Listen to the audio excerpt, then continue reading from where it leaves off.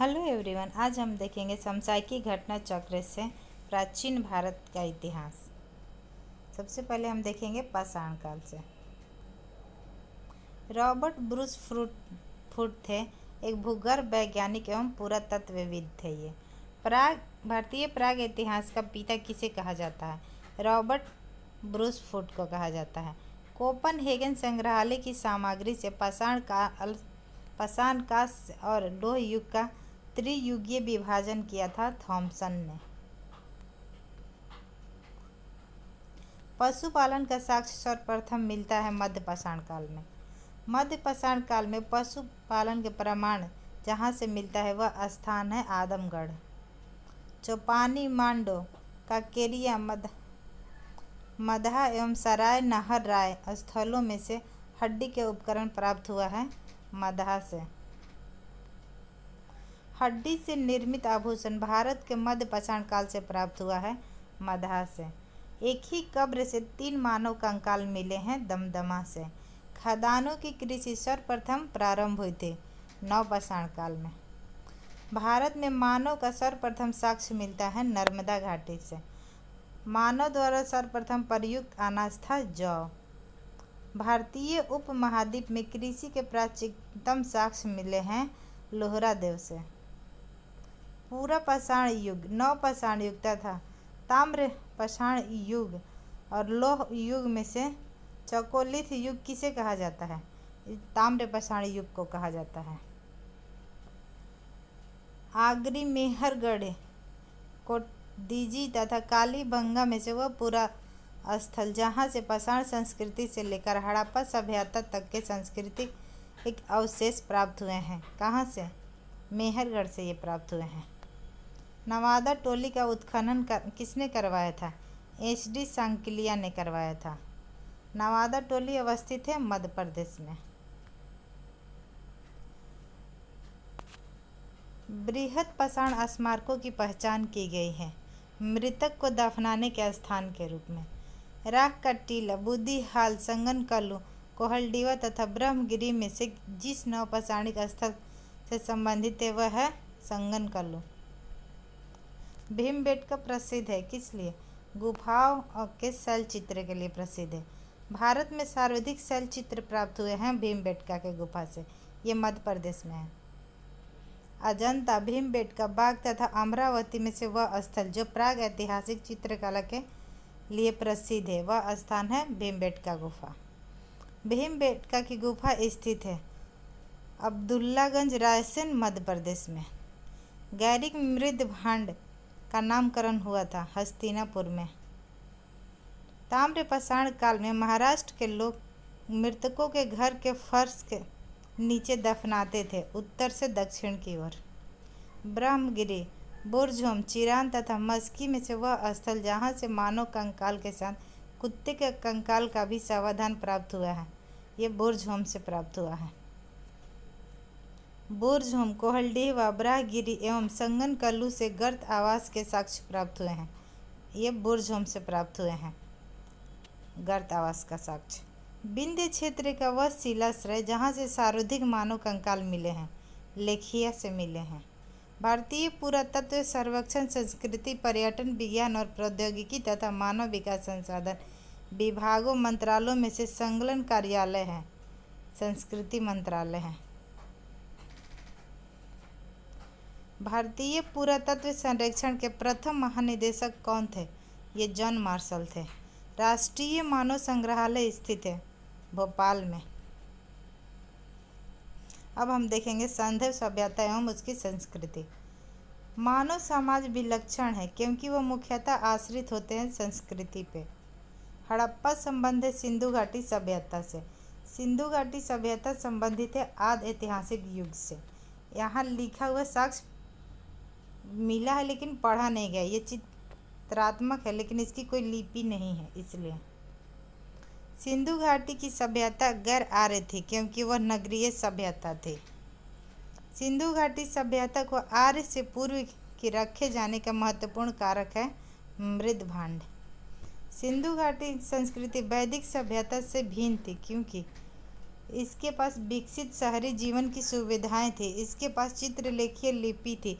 इसके पास लोहे और रक्षा शस्त्रों के ज्ञान का अभाव था। इसलिए हड़प्पा संस्कृति की जानकारी के प्रमुख स्रोत हैं पुरातात्विक खुदाई से प्राप्त हुए हैं। हड़प्पा सभ्यता की उत्पत्ति के संदर्भ में सही सुमेलन है। E.J.H. मैक, सुमेर से लोगों का पलायन। मार्टिन व्हीलर, पश्चिमी एशिया से सभ्यता के विचार का प्रवासन। अमलनंदा घोष, हड़प्पा सभ्यता के उद्भव पूर्व हड़प्पा सभ्यता की परिपक्वता के परिणाम स्वरूप हुआ है। भारत में चांदी की उपलब्धता के प्राचीनतम साक्ष्य मिलते हैं हड़प्पा संस्कृति से। हड़प्पा में मिट्टी के बर्तनों पर सामान्यतः उपयोग हुआ था लाल रंग का। मूर्ति पूजा का आरंभ माना जाता है पूर्व आर्य सभ्यता से।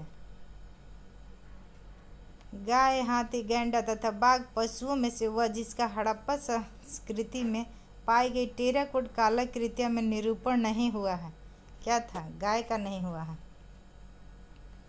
एक तरफ दिया है प्राचीन स्थल और दूसरा तरफ पुरातात्विक खोज दिया है। यानी लोथल गोदीवाड़ा में, कालीबंगा से हमें जूता हुआ खेत के साक्ष्य मिले हैं। धौलावीरा से हड़प्पन लिपि के बड़े आकार के 10 चिन्हों वाला एक शिलालेख प्राप्त हुआ है। बनावली से मिला है हमें पक्की मिट्टी की बनी हुई हल की प्रकृति।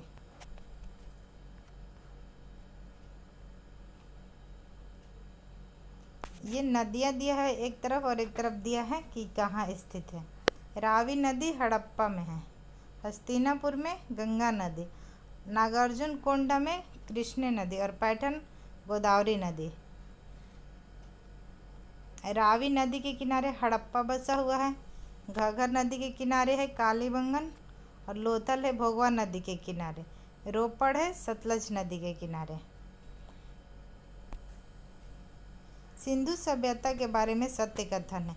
नगरों में नालियों की सुदृढ़ व्यवस्था थी। व्यापार और वाणिज्य की उन्नत दशा में थे एवं मातृ देवी की उपासना की जाती थी। सिंधु घाटी सभ्यता जानी जाती है अपने नगर नियोजन के लिए, मोहनजोदड़ो और हड़प्पा के लिए, अपने कृषि संबंधी कार्यों के लिए एवं उद्योगों के लिए। उत्तर प्रदेश में आलमगीरपुर है। सिंधु सभ्यता की ये सब जगह हैं। लोथल है गुजरात में, कालीबंगन है राजस्थान में, रोपड़ आता है पंजाब में, बनवाली आता है हरियाणा में जहाँ से पक्की मिट्टी की हल प्राप्त हुए हैं। दैमाबाद आता है महाराष्ट्र राज्य में, राखीगढ़ी हरियाणा से, जम्मू कश्मीर में मांडा, दैमाबाद महाराष्ट्र से, कालीबंगा राजस्थान से और राखीगढ़ी हरियाणा से। हड़प्पा संस्कृति के सिंध में अवस्थित स्थल है मोहनजोदड़ो, चंदहुदड़ो, अमारी, कोटिदीजी एवं अलीमुराद। चंदहुदड़ो के उत्खनन का निर्देश दिया था J.H. मैक ने। कालीबंगा, हड़प्पा, लोथल एवं आलमगीरपुर में सिंधु घाटी सभ्यता का वह स्थान जो अब पाकिस्तान में है। हड़प्पा पाकिस्तान में है। रंगपुर जहाँ हड़प्पा के समकालीन सभ्यता थी, सौराष्ट्र गुजरात में पड़ता है। दधेरी एक प्रवर्ती हड़प्पीय पुरा स्थल है। कहाँ पर? पंजाब का।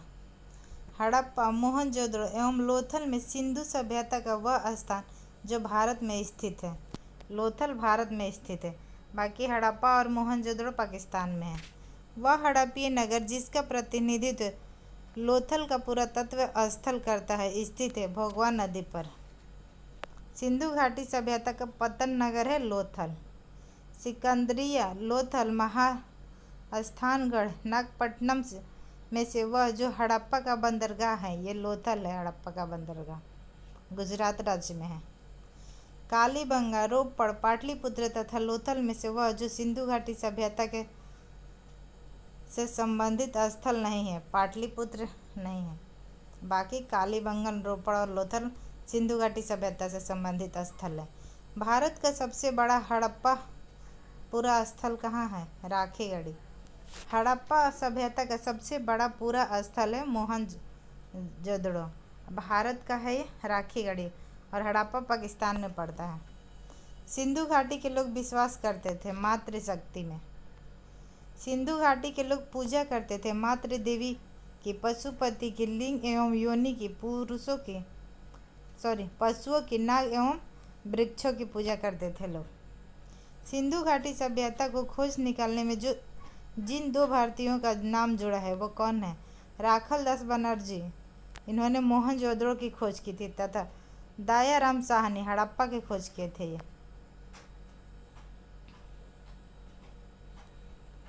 हड़प्पा का उत्खनन करने वाले प्रथम पुरातत्वविद जो इसके महत्व को नहीं समझ पाया था वह कौन था?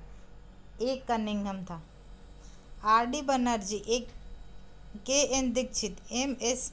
वत्स तथा बी.एस. स्मिथ में से वह जो हड़प्पा और मोहनजोदड़ो के उत्खनन से संबंधित नहीं थे, बी.ए. स्मिथ नहीं थे। सिंधु सभ्यता के विकसित अवस्था में हड़प्पा, कालीबंगन, लोथल तथा मोहनजोदड़ो में से वह स्थान जहाँ घरों से कुओं के अवशेष मिले हैं, ये मोहनजोदड़ो से मिले हैं। सही कालक्रम दिया गया है। नगर संस्कृति, लोहे का हल, आहत मुद्रा और सोने का सिक्का। सर्वप्रथम मानव ने जिस धातु का प्रयोग किया था वह था तांबा। हाथी के दांत का पैमाना हड़प्पीय संदर्भ में मिलता है लोथल से। हड़प्पा कालीन स्थलों में अब भी तक जिस धातु की प्राप्ति नहीं हुई है वह है लोहा। आलमगीरपुर, लोथल, मोहनजोदड़ो तथा बनावली में से वह स्थल जो घग्गर और उसकी सहायक नदी की घाटियों में स्थित है, ये है बनावली।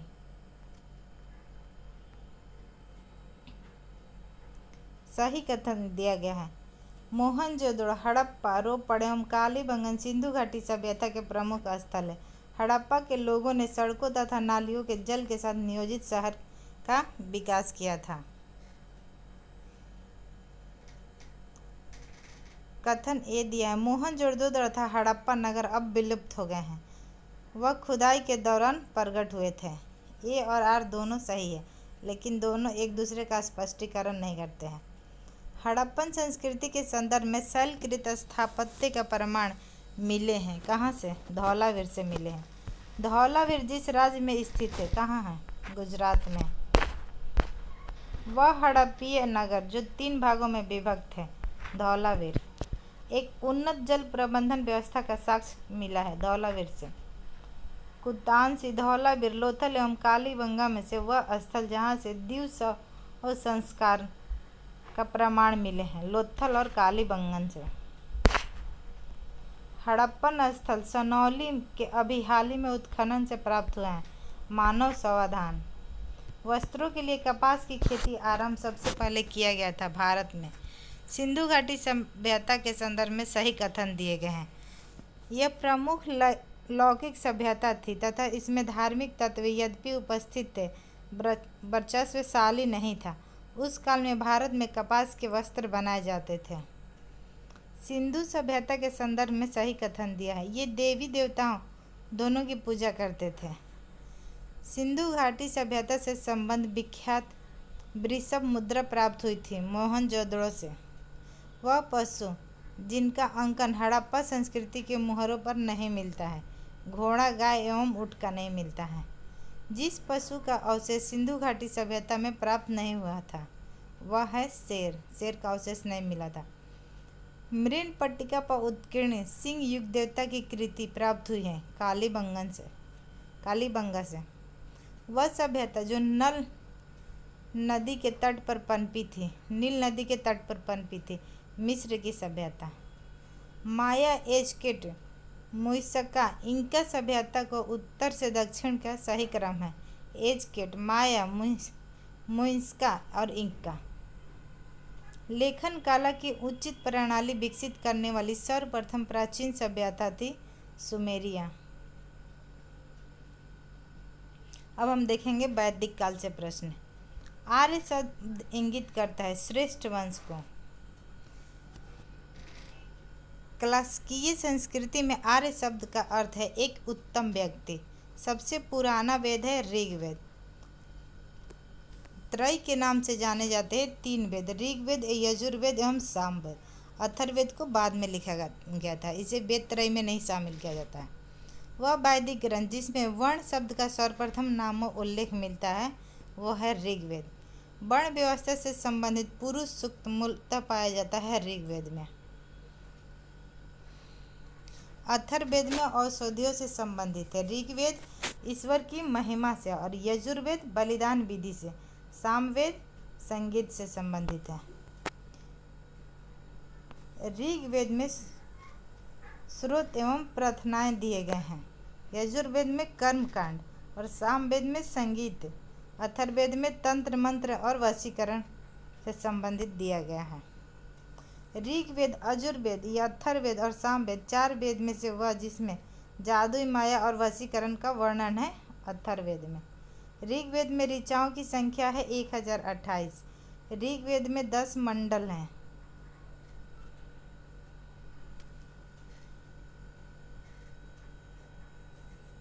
ये वेद और ब्राह्मण दिया गया है। ऋग्वेद यत्रय से, सामवेद पंचविश, अथर्ववेद गोपद और यजुर्वेद शतपथ से। ऋग्वेद का वह मंडल जो पूर्णतः सोम को समर्पित है नवा मंडल है। यज्ञ संबंधी विधि विधानों का पता चलता है यजुर्वेद से। यजुर्वेद, सामवेद, अथर्ववेद में से वह जिसका संकलन ऋग्वेद पर आधारित है सामवेद का। तक्षशिला, अंतरजी खेड़ा, कौशाम्बी एवं हस्तिनापुर में से वह स्थल जिसकी खुदाई से लौह धातु का प्राचीनतम प्रमाण मिले हैं यह अंतरजी खेड़ा से मिले हैं। उपनिषदों का मुख्य विषय था दर्शन। ऋग्वेद, प्रवर्ति संहिताएं, ब्राह्मण तथा उपनिषद में से वह वैदिक साहित्य जिसमें मोक्ष की चर्चा मिलती है। उपनिषद में मोक्ष शब्द का सबसे पहले उल्लेख हुआ है श्वेताश्वर उपनिषद में। अध्यात्मक ज्ञान के विषय में नचिकेत और यम का संवाद किस उपनिषद में दिया गया है? कठोपनिषद में। उपनिषद काल के राजा अश्वपति कहाँ के शासक थे? ये कैकेयी के शासक थे। वैदिक साहित्य का सही क्रम है वैदिक संहिताएं, ब्राह्मण, आरण्यक और उपनिषद। आरंभिक वैदिक साहित्य में सर्वाधिक वर्णित नदी है सिंधु नदी। वैदिक नदी अस्कनी की पहचान की जाती है चिनाब नदी से। ऋग्वेद में जिन नदियों का उल्लेख पाकिस्तान के साथ आर्यों के संबंध के सूचक है वह है कुंभा और क्रमु। ये वैदिक नदियां हैं और इसका आधुनिक नाम है कुंभा का काबुल, परुष्णी नदी रावी, सादानीरा गंडक और शत्रुदी सज्जल को कहते हैं। वह प्रथा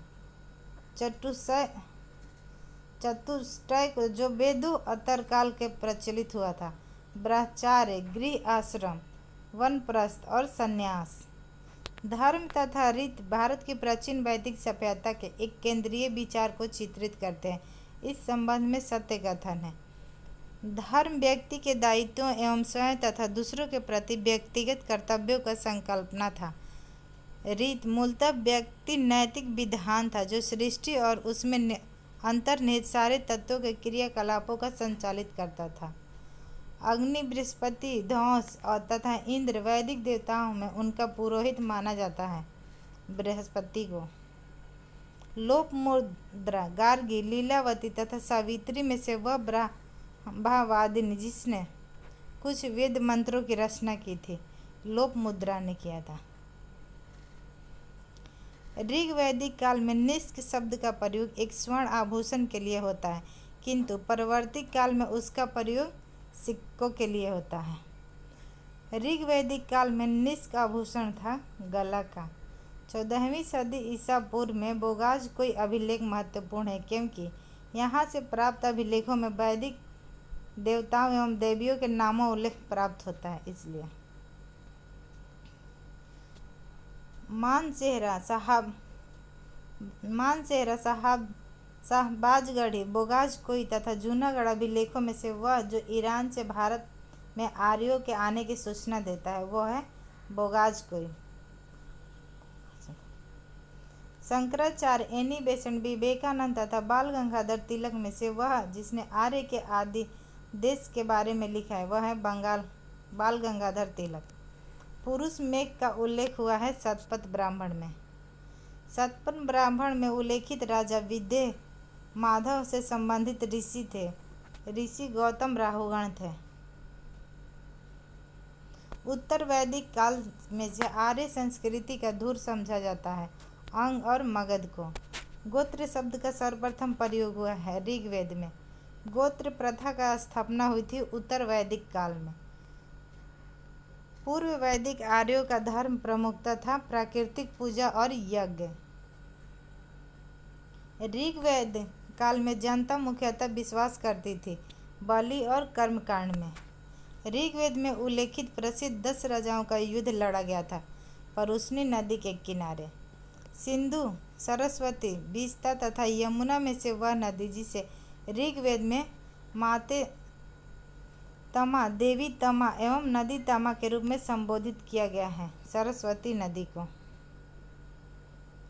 ऋग्वैदिक आर्यों के 5 जन थे यदु, द्रुधर, पुरु, अनु और तुर्वसु। प्राचीन काल में आर्यों के जीविकोपार्जन का मुख्य साधन था शिकार करना। ऋग्वेद में उल्लेखित यव शब्द जिस कृषि उत्पाद हेतु प्रयुक्त किया गया है वह है जौ। जौ को यव कहा जाता था। वैदिक युग में प्रचलित लोकप्रिय शासन प्रणाली थी वंश परंपरागत राजतंत्र था। सभा और समिति को प्रजापति की 2 पुत्रियों कहा गया है अथर्ववेद में। आयुर्वेद अर्थात जीवन का विज्ञान का उल्लेख सर्वप्रथम मिलता है अथर्ववेद में। ऋग्वेद धर्म है बहुदेववादी। सर्वाधिक ऋग्वैदिक सूक्त समर्पित है इंद्र को। ऋग्वेद में इंद्र के बाद सर्वाधिक संख्या में मंत्र दिया गया है अग्नि को। ऋग्वेद में युद्ध का देवता समझा जाता था इंद्र को। पूर्व वैदिक आर्यों में सर्वाधिक लोकप्रिय देवता थे इंद्र। 800 से 600 ईसा पूर्व का काल जुड़ा है ब्राह्मण युग से। गायत्री मंत्र के नाम से प्रसिद्ध मंत्र सर्वप्रथम मिलते हैं ऋग्वेद में।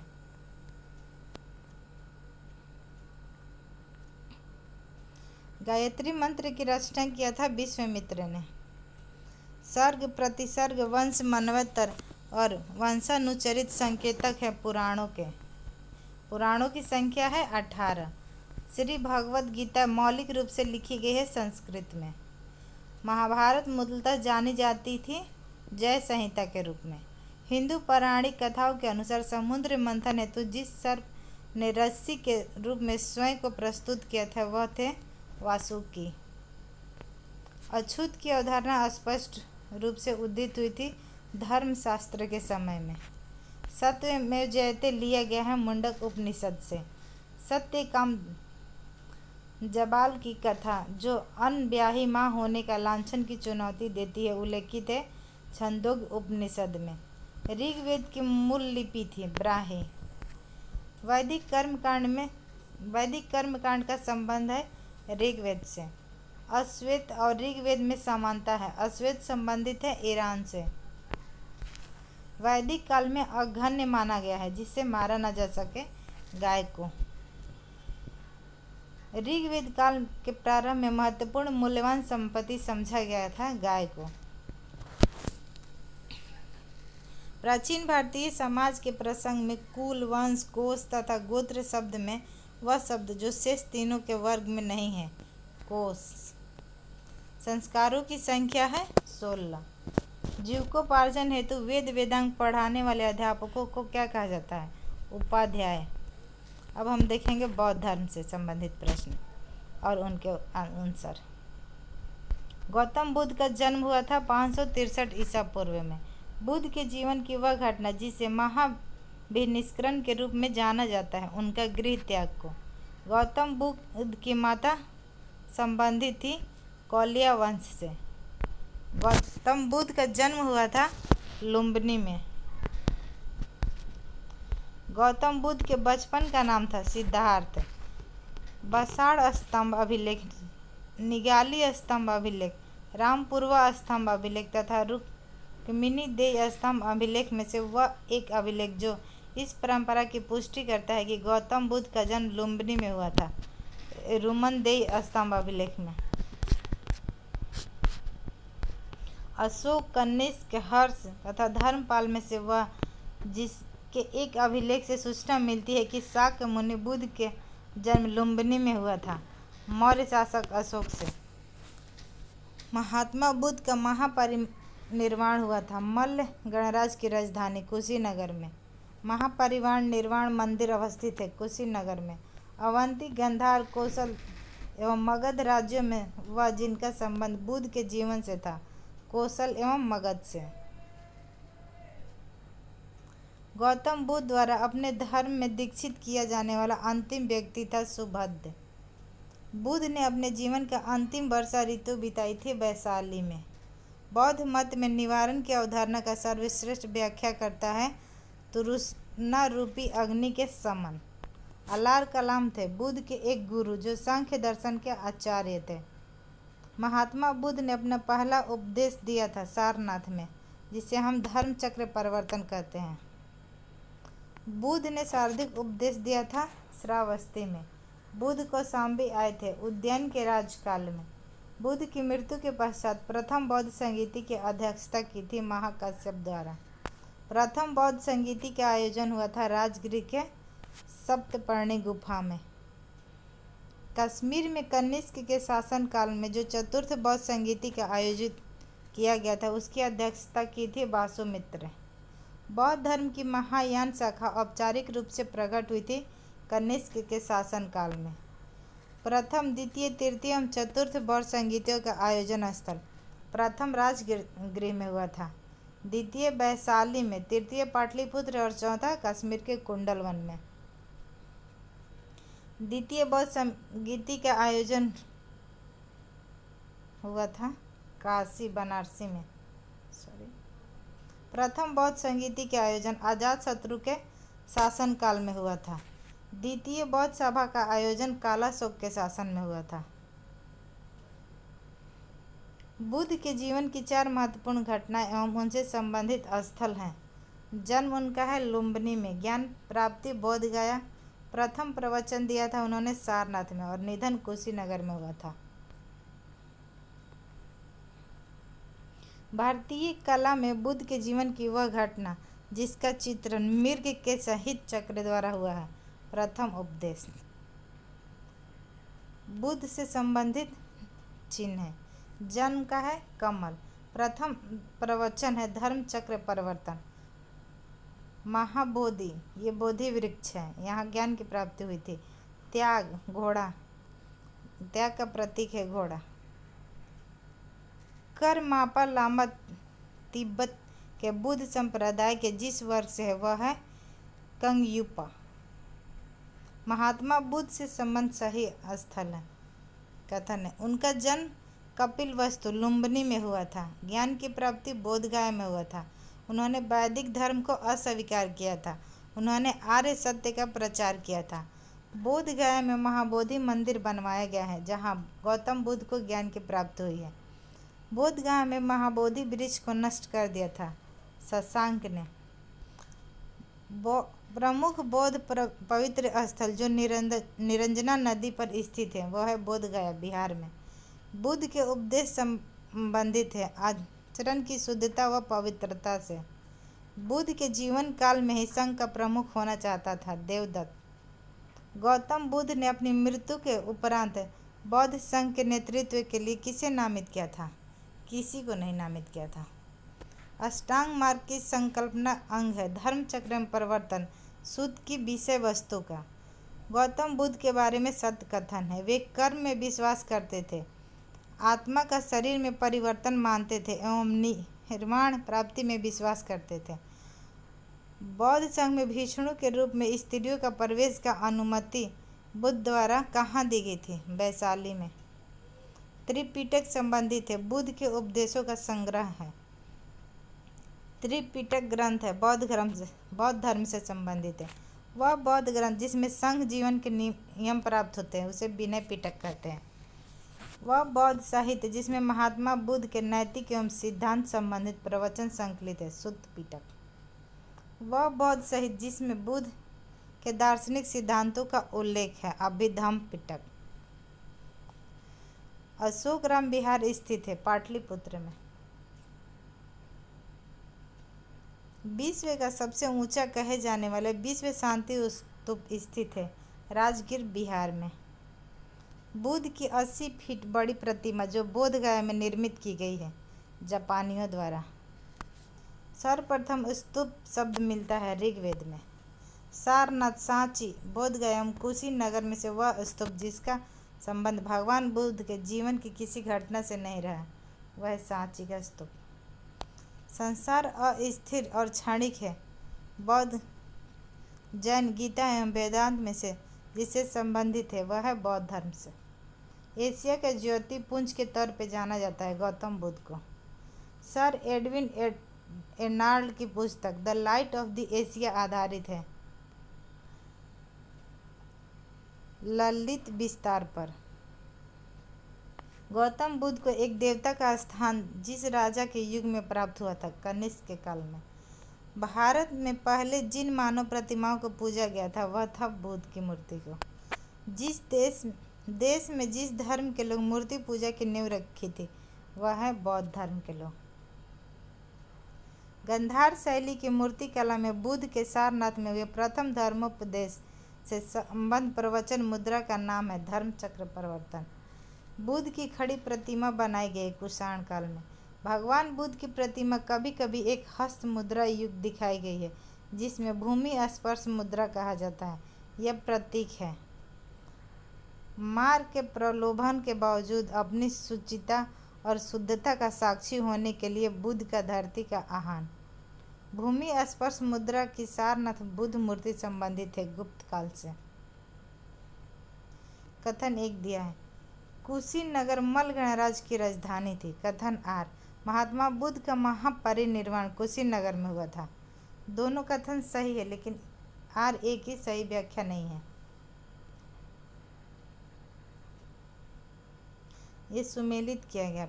लोथल प्राचीन गोदी क्षेत्र है। सारनाथ बुद्ध का प्रथम धर्मोपदेश।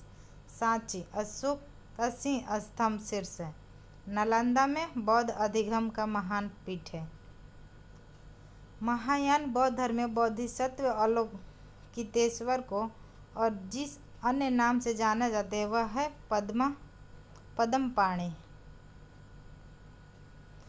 भारत के धार्मिक इतिहास के संदर्भ में सत्य कथन है बोधिसत्व अपने प्रबुद्ध के मार्ग पर बढ़ता हुआ करुणामय है। बोधिसत्व समस्त सचेतन प्राणियों को उनके प्रबुद्ध के मार्ग पर चलने में सहायता करने के लिए स्वयं का निर्वाण प्राप्ति विलंबित करता है। हीनयान अवस्था का विशालतम एवं सर्वाधिक विकसित शैलकृत चैत्य गृह स्थित है कार्ले में।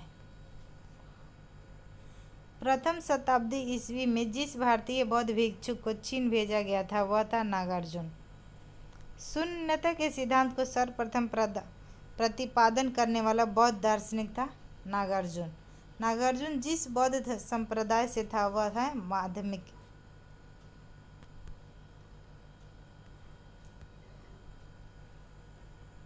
विक्रमशिला बनारसी गिरनार एवं उज्जैन से बौद्ध शिक्षा का केंद्र मिलता है विक्रमशिला में।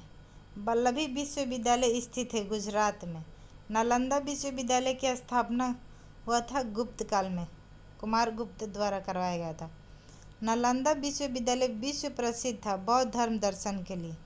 कथन ए दिया 12वीं शताब्दी के अंत तक नालंदा विश्वविद्यालय का पतन हो गया था।